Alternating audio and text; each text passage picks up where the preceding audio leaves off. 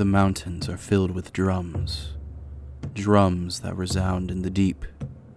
The dwarven kingdom has long since fallen to shadow, but the sounds of drums are eternal in the depths of Disvalar.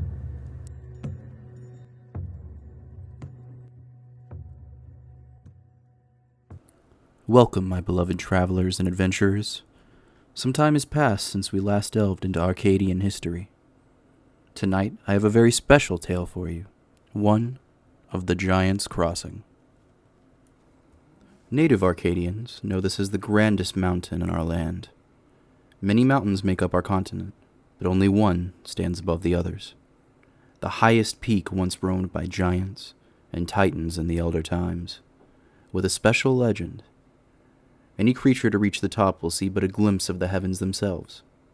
At the peak lies a temple made by the Titans, a tribute to their creators. Or so they say. I'm sure you're wondering, has anyone ever reached the top? And the answer to that question is a resounding yes. But only one man has. Not a human man, a dwarf. Nearly a millennia ago, the dwarven prince Astolf was dishonored in battle against the elven kingdom Asteria. To regain his honor, he made a promise to his father, Bjorn III, to reach the peak of the Giants' Crossing. Leaving the grand capital of Disvalar carved into the western mountains, Astolf set his eyes on the crossing.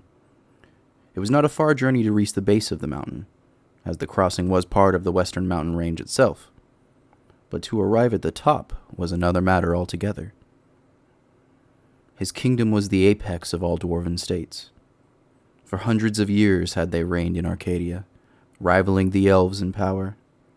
Astolf was a strong dwarf through and through, but as he climbed the jagged, snow-covered mountain, he wondered if his pride had gotten the best of him. What he was attempting had not been done since the elder days, but a significant part of him wanted to know if the legend was true. So he trekked up that mountain, bruised and covered in cuts. He climbed. When the snow bared down upon him, he continued to climb. Even as the beating of wings brought winds across the rocks, he continued to climb. The dragons were watching from afar with great interest. Very seldom did they take an interest in the life of a mortal, but they grew curious. Could he do it? The winged lords fixed their piercing yellow eyes on him, a gaze he could feel in his soul, as if the entire world was watching his ascent up the mountain. As Astolf finally peeked his head above the clouds, he felt peace. The wind had ceased. He was now higher than any man had ever been before. The air was thin here. It was hard to breathe, but he was no novice climber. He slowed his breaths, deep and calm. Dwarves were built sturdy for a reason. And when he made it to the top, well, no one knows what he saw, for Astolf never told anyone. But whatever he gazed upon at the top of the Giants' Crossing changed him forever. For when he returned, he was a changed man. Some wondered if he had seen the gods themselves. Others speculated he saw something more fell and dark. When he returned, his body was covered in scars, and in his hand he held part of a stone monument inscribed with elder symbols long forgotten. A language only spoken by the Titans was written on this stone. So it was placed in the Hall of Heroes to be seen by all, proof that he had attained the unimaginable. A feast was thrown in honor of the prince, who would now be forever remembered as the man who reached the heavens. He was praised as a hero. But that is not the end of our dwarven tale. No. There is much more to tell of our prince and of his kingdom. See, Astolf grew wary of the dragon threat. As the winters passed, the beasts delved further and further, not only into their territory, but those of men and elves. From far in the north they crept, along the eastern and western shores. Only the kingdom of Suna, the northern star, remained in their path.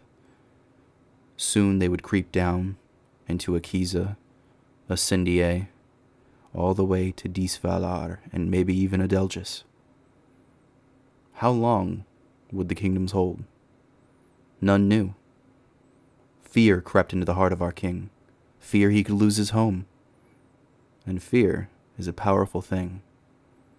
Those of you who remember the tales of Wormkrieg, the Dragon Wars, you know this was only the beginning. When Astolf's father passed, he was named king of the Dwarven kingdoms, and his first order was to build a new capital into the side of the Giant's Crossing. Carved into the mountains and built into the deepest caves, this capital expanded far into the bowels of the crossing itself. Dwarves are ferocious warriors, but they are the swiftest builders of any race. They dug deep into the mountains, using its ores and stone to build their great city. Extensive tunnels were carved throughout the range, connecting all the dwarven cities and settlements, all expertly crafted not to destabilize the mountains themselves. Master craftsmen and miners, they rose to power. Astolf would live to see the completion of his kingdom. In his middle age he had grown solemn, and was not the energetic, prideful man he once was. What he had seen all those years ago changed him. For the better or for worse, no one could say. But he was a beloved king, more so than many who came before him. A pillar of strength and confidence among the dwarves. But the folly of Astolf was believing he could take the armies of the dragons himself, while Disvalar had grown strong under his rule. I'm going to give you some advice, listeners, in the event that you require it. Do not underestimate a dragon. Ever. Even just one. They ruled this continent for millennia before any of our ancestors set foot on it. Even though they lost the Dragon Wars eventually, trust me, it did not come without a price for us. But back to our tale. Astolf raised the banner of boars, a banner that had not been raised in centuries, since the first war between dwarves and elves. Saved for dark times when the might of all dwarves is required, together they would ride under one banner. Calling his armies forth, they marched into contested lands. Armed with their machines of war, they brought forth their might onto the dragons. Catapults, ballistas, you name it. Machines no other kingdom had thought of. They were proving their might to the scaled beasts. But it was not enough. Caves were filled with flame. Valleys were raised. Mountains began to crumble. Many dragons fell, but so many more dwarves did. Astolf himself fell in battle against one of the dragon lords, Acheron. Acheron was a pale dragon who was known to breathe white-hot flames that could melt any metal or stone. Acheron and Astolf engaged in battle, the latter of the two bringing forth the strength of his ancestors. For he had attained power at the peak of the mountain on that day, power few could fathom. But Acheron was no ordinary dragon. He was a champion of the Dragon Lords. His scales were impenetrable shields, and his breath was bright as the sun. Many dwarves perished to aid their king, but in the end the two fell off the western mountains and collided with the earth. This formed a gargantuan crater that would one day be known as the Glistening Pools. The fighting did not stop.